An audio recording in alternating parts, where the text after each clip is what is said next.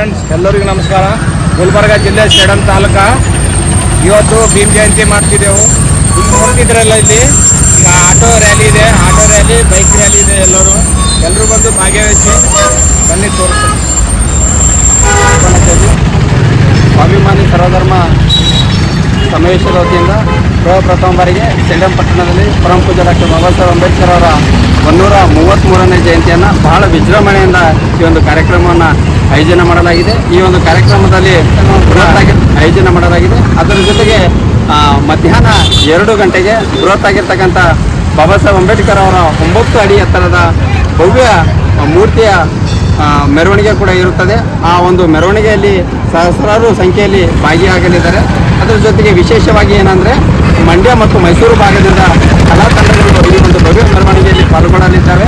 ಅದರ ಜೊತೆಗೆ ವಿಶೇಷವಾಗಿ ಸಂಜೆ 5 ಗಂಟೆಗೆ ಖ್ಯಾತ ಅಂಬೇಡ್ಕರ್ವಾದಿಗಳಾಗಿರ್ತಕ್ಕಂಥ ರಂಜಲ್ ರಾಜೇಶ್ ಅಣ್ಣನವರು ಈ ಒಂದು ಬಹಿರಂಗ ಸಭೆಯಲ್ಲಿ ಪಾಲ್ಗೊಳ್ಳಲಿದ್ದಾರೆ. ಅದರ ಜೊತೆಗೆ ಮತ್ತು ಇಲ್ಲಿಯ ಮತ್ತು ಮೈಸೂರು ಪೀಠದ ಸಂಸ್ಥಾಪಕರು ಮತ್ತು ಮೈಸೂರು ಭಾಗದಲ್ಲಿ ಹೆಸರುವಾಸಿಯಾಗಿರ್ತಕ್ಕಂಥ ಪೂಜ್ಯ ಜ್ಞಾನಪ್ರಕಾಶ ಮಹಾಸ್ವಾಮೀಜಿಗಳು ಕೂಡ ಈ ಒಂದು ಕಾರ್ಯಕ್ರಮದಲ್ಲಿ ಭಾಗಿಯಾಗಲಿದ್ದಾರೆ.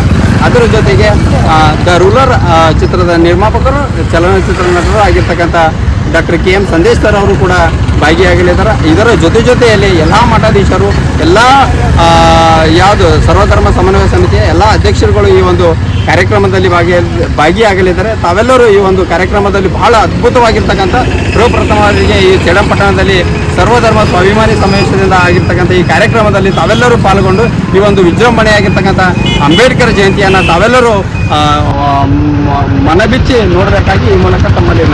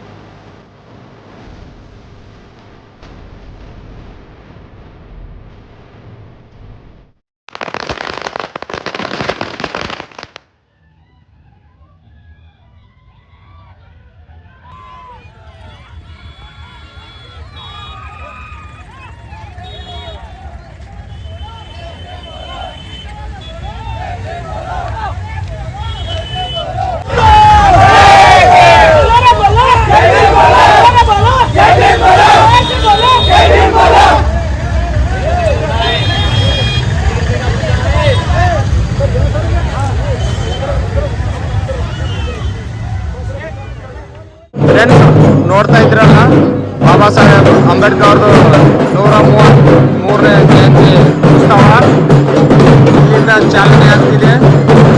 ಇಲ್ಲಿಂದು ನೋಡಿ,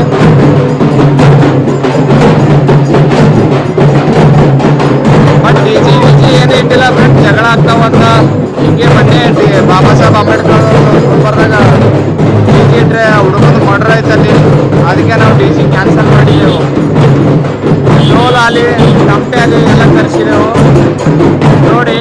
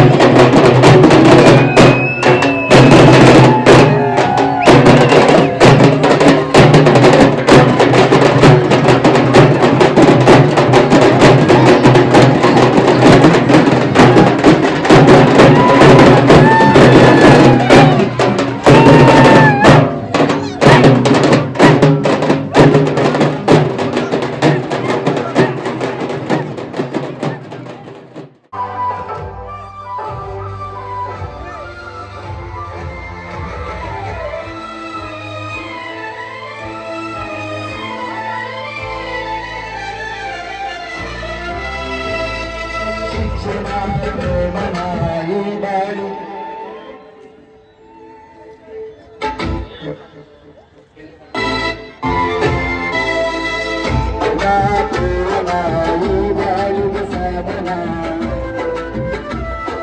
ನೀಡು ಕಲಿತನು ಮನ ಬಾಳಿಗಳು ನಂಬನ ಶಿಕ್ಷಣ ಸಂಘಟನೆಯ ಬಾಳಿಗೆ ದಾರಿಯ ತೋರುವ ಗುಣನಾಯಕ ದೀನದಲಿತ ಆಶಕಿರಣ ಸೇವೆ ಯುಕ್ತ ಬಸವ ಅನುಕೂಲ ಪಾಲಕ ಚಿರುನೂತನ ಹಾಡು ದೀನ ದೇಶನ ಚಿರುಗಾಲನ ಹಾಡು ದೀನ ಗಾಯಕ ಕೋಟಿ ಗೊಬ್ಬ ಭಾರತ ರತ್ನ ದೀನಾರು ಅಂಬೇಡ್ಕರ್ ಜೀವನ ಭಾರತದ ದೂರ ಚೇತನ ಸಕಲರಿಗೂ ಸ್ಫೂರ್ತಿ ಸಿಂಚನ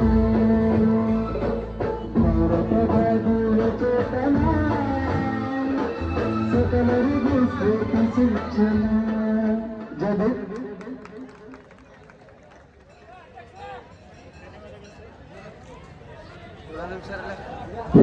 ಧನ್ಯವಾದಗಳು. ಆ ಕಡೆ ಕ್ಲೋಸ್ ಇನ್ನೊಂದು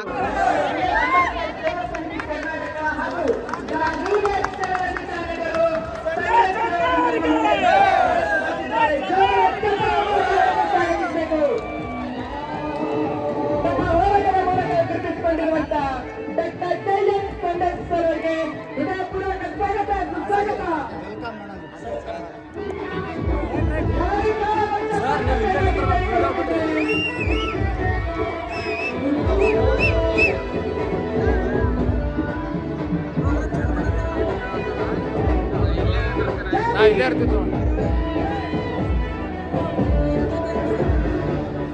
ದಯವಿಟ್ಟು ವಾಲಂಟಿಯರ್ಸ್ ಎಲ್ಲರೂ ಸ್ವಲ್ಪ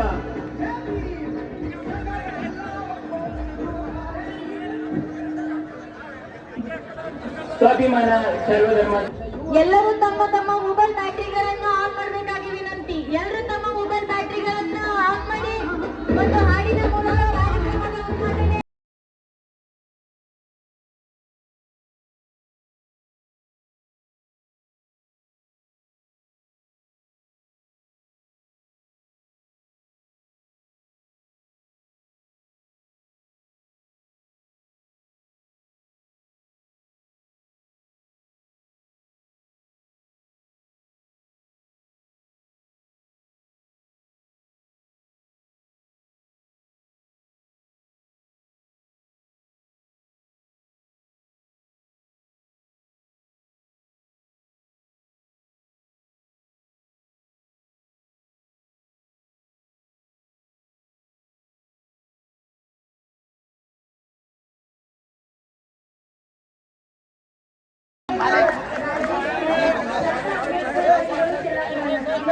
ವೇದಿಕೆಗೆ ಆಗಮಿಸಬೇಕಾಗಿ ವಿನಂತಿ.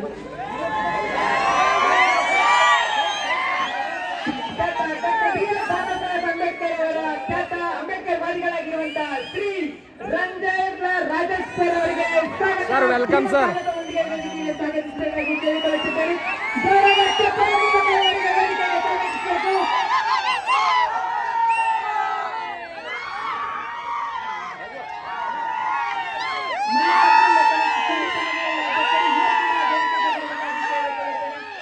ಇನ್ನೊಮ್ಮೆ ಖ್ಯಾತ ಅಂಬೇಡ್ಕರ್ ವಾದಿಗಳಾಗಿರುವಂತಹ ರಂಜನ್ ರಾಜೇಶ್ ಸರ್ ಅವರಿಗೆ ಭೀಮಾ ಒಂದು ಸ್ವಾಗತದ ಮೂಲಕ ಸ್ವಾಗತವನ್ನು ಕೋರುತ್ತೇನೆ. ಧನ್ಯವಾದಗಳು ಸರ್. ಅರ್ಥ ಆಯ್ತಲ್ಲ? ಹಂಗಾಗಿ ನಮ್ಮ ಶಿಕ್ಷಣದ ಒಂದು ಡೈಲಾಗ್ ಐತೆ, ಏನಂತ ಅಂದ್ರೆ ನೀವು ಸಾವಿರಾರು ವರ್ಷಗಳ ಕಾಲ ಬರ್ಬೇಕೊಂಡು ನಮ್ಮ ಜನರು ತುರಿತಾ ಇದ್ದಂತ ಕಿತ್ತಾಗಿರೋ ರೂಲ್ಸ್ ನ ಸುಟ್ಟಾಕಿ ಇಡೀ ಭಾರತ ದೇಶಕ್ಕೆ ಹೊಸ ರೂಲ್ಸ್ ಬರ್ಕೊಟ್ಟಂತ Baba Saheb doctor B R Ambedkar ಅವ್ರ ಮೊಮ್ಮಕ್ಕಳು.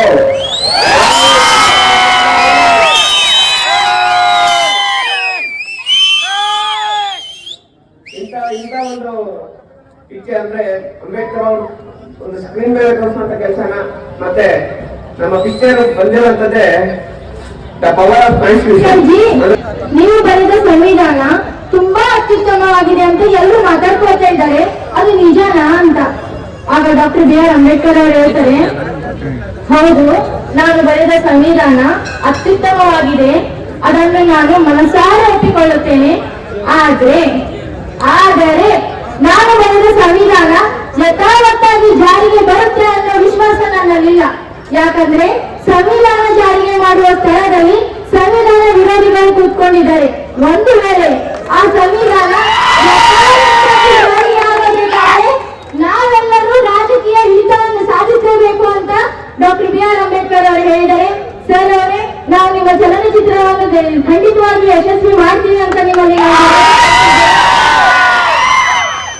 ಈಗ ನಮ್ಮ ಪುಟಾಣಿಯೊಬ್ಳು ಪ್ರತಿಭಾ ಬೊಮ್ಮಾಳಿ ಹುಡುಗಿ ನಮ್ಮನ್ನ ಪ್ರಸ್ತಾವನೆ ಹೇಳಿಸ್ತಾಳಂತೆ. ನಾವು ಅವರನ್ನು ಹಿಂಬಾಲಿಸೋಣ. ಪ್ರತಿಭಾ,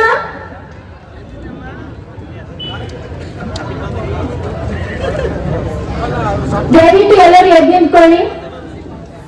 ಮತ್ತೊಮ್ಮೆ ಎದ್ದು ನಿಂತ್ಕೊಳ್ಳಿ.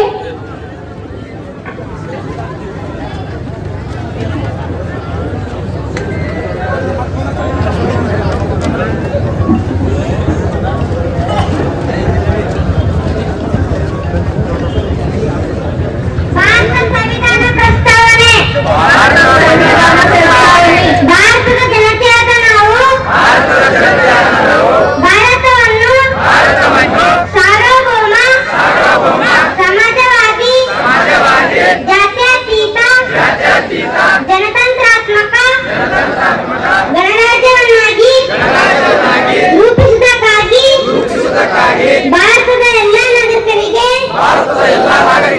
ಸಾಮಾಜಿಕ ಆರ್ಥಿಕ ಮತ್ತು ರಾಜಕೀಯ ನ್ಯಾಯ ವಿಚಾರ ಅಭಿವ್ಯಕ್ತಿ ನಂಬಿಕೆ ಧರ್ಮ ಮತ್ತು ಉಪಾಸನೆ ಸ್ವಾತಂತ್ರ್ಯವನ್ನು ಸ್ಥಾನಮಾನ ಮತ್ತು ಅವಕಾಶಗಳ ಸಮಾನತೆ ದೊರೆಯುವಂತೆ ಮಾಡುವುದಕ್ಕಾಗಿ ವ್ಯಕ್ತಿ ಗೌರವ ದೇಶದ ಏಕತೆ ಮತ್ತು ಸಮಗ್ರತೆಗಾಗಿ ಎಲ್ಲರಲ್ಲಿ ಭ್ರಾತೃತ್ವ ಭಾವನೆ ಮೂಡಿಸುವುದಕ್ಕಾಗಿ ನಮ್ಮ ದೃಢ ಸಂಕಲ್ಪ ಮಾಡಿ ನಮ್ಮ ಸಂವಿಧಾನ ಸಭೆಯಲ್ಲಿ 1949ನೇ ಇಸ್ವಿಯ ನವೆಂಬರ್ ತಿಂಗಳ 26ನೇ ದಿನದಂದು ಈ ಸಂವಿಧಾನವನ್ನು ನಮಗೆ ನಾವೇ ಅರ್ಪಿಸಿಕೊಂಡು ಅಂಗೀಕರಿಸಿ ಶಾಸನವಾಗಿ ವಿಧಿಸಿಕೊಂಡಿದ್ದೇವೆ. ಜೈ ಸಂವಿಧಾನ್, ಜೈ ಭಾರತ್. ಸಂವಿಧಾನ ವಿಶೇಷವಾಗಿ ಬಾಬಾ ಸಾಹೇಬ್ ಅಂಬೇಡ್ಕರ್ ಅಂದ್ರೆ ಒಂದು ಜಾತಿ, ಒಂದು ಧರ್ಮ, ಒಂದು ವರ್ಗ, ಒಂದು ವರ್ಣ ಇದಕ್ಕೆ ಸೀಮಿತ ಮಾಡಿದೆ. ಇಡೀ ವಿಶ್ವ 198 ದೇಶಗಳು ಅಂಬೇಡ್ಕರ್ ಕಡೆ ಮುಖ ಮಾಡ್ತಿದೆ ಅಂದ್ರೆ ಈ ಸೇಡಂ ಪಟ್ಟಣದ ಸರ್ವ ಸಮುದಾಯದವರು ಕೂತ್ಕೊಂಡು ಅಂಬೇಡ್ಕರ್ ಕಡೆ ಮುಖ ಮಾಡ್ತಿದ್ದಾರೆ ಅಂದ್ರೆ ನಿಜವಾಗ್ಲೂ ಸಾರ್ಥಕವಾದಂತ ಕಾರ್ಯಕ್ರಮ. ಯಾಕೆಂದ್ರೆ ಬಾಬಾ ಸಾಹೇಬ್ ಅಂಬೇಡ್ಕರ್ ಜಯಂತಿ ಯಾವುದೋ ಓಣಿಯಲ್ಲಿ ಮಾಡೋದಲ್ಲ. ಅಂಬೇಡ್ಕರ್ ಅವರು ಯಾವುದೋ ಓಣಿಗೆ ಮಾತ್ರ ಓಟಕ್ಕೆ ಕೊಟ್ಟಿಲ್ಲ. ಅಂಬೇಡ್ಕರ್ ಯಾವುದೋ ಓಣಿಗೆ ಮಾತ್ರ ಮೀಸಲಾತಿ ಕೊಟ್ಟಿಲ್ಲ. ಅಂಬೇಡ್ಕರ್ ಯಾವುದೋ ಗಲ್ಲಿಗೋಸ್ಕರವಾಗಿ ಬದುಕಿಲ್ಲ. ಈ ದೇಶದಲ್ಲಿ ಬಾಬಾ ಸಾಹೇಬ್ ಅಂಬೇಡ್ಕರ್ ಅವರ ಋಣದಲ್ಲಿ ಯಾರಪ್ಪ ಇದ್ದಾರೆ ಅಂದ್ರೆ ಈ ದೇಶದ ರಾಷ್ಟ್ರಪತಿಯಿಂದ ಹಿಡಿದು ಈ ಗ್ರಾಮ ಪಂಚಾಯತಿ PDO ವರೆಗೂ ಸಹ ಅಂಬೇಡ್ಕರ್ ಅವರ ಋಣದ ಭಿಕ್ಷೆಯಿಂದ ಬದುಕಿದ್ದಾರೆ. ಈ ಸೇಡಂ ಪಟ್ಟಣದಲ್ಲಿ ವಿಶೇಷ ಏನಪ್ಪಾ ಅಂದ್ರೆ ಎಲ್ಲ ಧರ್ಮದವರು ಅಂಬೇಡ್ಕರ್ ಜೀವಂತ ಇರೋದು ಎಲ್ಲಿ ಅಂದ್ರೆ ಯಾರು ಜಾತಿಯ ಹೆಸರಿನಲ್ಲಿ, ಯಾರು ಧರ್ಮದ ಹೆಸರಲ್ಲಿ ಅಂಬೇಡ್ಕರ್ ಅವರನ್ನ ಸೀಮಿತ ಮಾಡ್ತಾರೋ ಅಲ್ಲಿ ಬಾಬಾ ಸಾಹೇಬ್ ಇರೋದಿಲ್ಲ. ಅಂಬೇಡ್ಕರ್ ನಿಜವಾಗ್ಲೂ ಬದುಕಿರೋದು ಎಲ್ಲಪ್ಪ ಅಂದ್ರೆ ಈ ತರ ಎಲ್ಲಾ ಸಮುದಾಯದ ಎಲ್ಲಾ ಧರ್ಮಗಳು ಎಲ್ಲಿ ಕೂತಿರ್ತಾರಲ್ಲ ಈ ತರ ಅಲ್ಲಿ ನಿಜವಾಗ್ಲೂ ಅಂಬೇಡ್ಕರ್ ಬದುಕಿರ್ತಾರೆ. ಯಾಕೆ ಅಂದ್ರೆ ನಮ್ಮ ನಿರೂಪಣೆ ಮಾಡ್ತಿದ್ದ ಹೆಣ್ಮಗಳು ಹೇಳ್ತಾ ಇದ್ರು, ನಿರೂಪಣೆ ಮಾಡಿದಂತ ಹೆಣ್ಮಗಳು ಮಾತಾಡ್ತಾ ಹೇಳ್ತಾ ಇದ್ರು, ಬಾಬಾ ಸಾಹೇಬರು ಎಂತವರು ಅಂದ್ರೆ I am firstly Indian, I am lastly also Indian. ನಾನು ಉಡುವಾಗಲೂ ಭಾರತೀಯ, ನಾನು ಸಾಯುವಾಗಲೂ ಭಾರತೀಯ ಅಂದಂತ ಏಕೈಕ ಭಾರತೀಯ ರಾಷ್ಟ್ರ ಪ್ರೇಮ ಯಾರು ಅಂದ್ರೆ ಡಾಕ್ಟರ್ ಬಾಬಾ ಸಾಹೇಬ್ ಅಂಬೇಡ್ಕರ್. ಈ ಅಂಬೇಡ್ಕರ್ ಅಂದ್ರೆ ಯಾವ ಜಾತಿ ಸೀಮಿತ ಮಾಡ್ತೀರಿ? ಐ ಆಮ್ ಫಸ್ಟ್ಲಿ ಇಂಡಿಯನ್, ನಾನು ಉಡುವಾಗಲೂ ಭಾರತೀಯ, ನಾನು ಸಾಯುವಾಗಲೂ ಭಾರತೀಯ ಅಂತ ಅಂಬೇಡ್ಕರ್ನ ಯಾವ ಜಾತಿಗೆ ಸೇರಿಸೋದು, ಯಾವ ಧರ್ಮಕ್ಕೆ ಸೇರಿಸೋದು? ಇದನ್ನ 140 ಕೋಟಿ ಇರತಕ್ಕಂಥ ಈ ಭಾರತೀಯರು ಅರ್ಥ ಮಾಡ್ಕೋಬೇಕು. ಅಂಬೇಡ್ಕರ್ ಎಂದರೆ ಒಂದು ಜಾತಿ ಅಲ್ಲ, ಒಂದು ಧರ್ಮ ಅಲ್ಲ, ಒಂದು ಯೂನಿವರ್ಸಲ್ ರೆಸ್ಪೆಕ್ಟ್ ಮೇಲೆ ಯಾರಪ್ಪ ಅಂದ್ರೆ ಜಗತ್ತಿನಲ್ಲಿ ನಿಮಿಷಕ್ಕೂ ಕ್ಷಣಕ್ಕೂ ಗೌರವಿಸ್ತಕ್ಕಂಥ ಏಕೈಕ ವ್ಯಕ್ತಿ ಡಾಕ್ಟರ್ ಬಾಬಾ ಸಾಹೇಬ್ ಅಂಬೇಡ್ಕರ್ ಅಂತಕ್ಕಂಥದ್ದನ್ನ ರಷ್ಯಾದ ಅಧ್ಯಕ್ಷರಾದಂತ ವ್ಲಾದಿಮಿರ್ ಪುಟಿನ್ ರವರು ಅದ್ಭುತವಾಗಿ ಮಾತಾಡ್ತಾರೆ.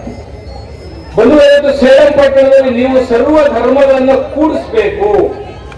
ಕಂಕರ್ ಬೇರೆ, ಉಸುಕ್ ಬೇರೆ, ಕಂಬಿ ರಾಡ್ ಬೇರೆ, ಸಿಮೆಂಟ್ ಬೇರೆ, ನೀರು ಬೇರೆ ಆದ್ರೆ ಕಾಂಕ್ರೀಟ್ ಆಗ್ತದ?